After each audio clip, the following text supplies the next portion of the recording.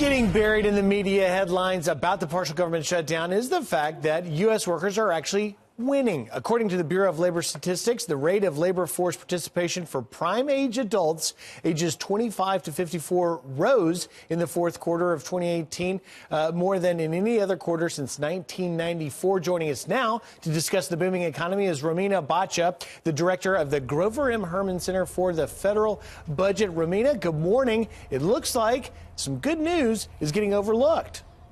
Good morning. Indeed, very good news are getting overlooked. And this partial government shutdown is really small. You're looking at $325 billion out of a more than $4 trillion budget, so maybe 7–8% of federal funding.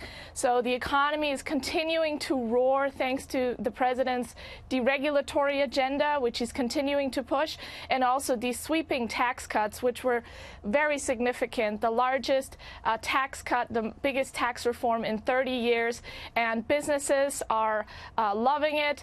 Small business confidence is way up, and that's why we're seeing so much hiring and so much growth in the economy. Yeah, you mentioned hiring, Romina. Let's just look here at the December jobs report. 312,000 jobs added, 3.2% wage growth, 3.9% unemployment growth. How does that get lost in the media?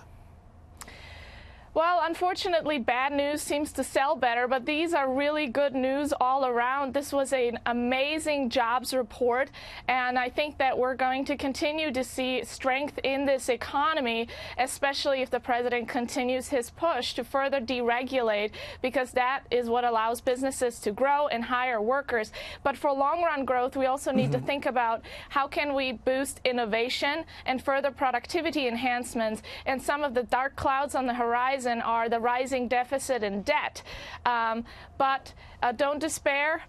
Those are all problems we can fix. The good news right now is that minorities in particular are benefiting greatly from this economy, which is really awesome. Women, Hispanics, black men and women both are returning to the labor force in droves, and labor force participation is also starting to inch up, which is really good news. Romina, let me get you to put in context, if you will, as we hear so much about the workers, because of the shutdown, are going without a paycheck, that we feel for them, and no one wants anyone to suffer like that. But when you put that in comparison to the growth that we saw in that December jobs report and the economy, give us some sense of really how we should process this.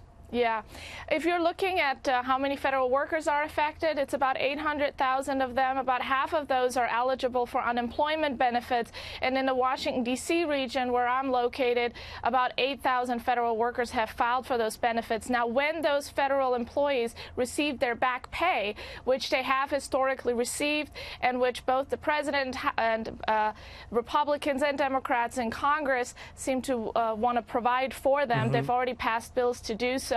They will have to return those unemployment benefits. So I feel bad for workers that are working paycheck to paycheck, that are suffering during this government shutdown. But I think it's important to look at also what aspects of the economy are affected by the shutdown. Absolutely. And maybe, Romina, we got to leave it there, but thank you for bringing that good news to us.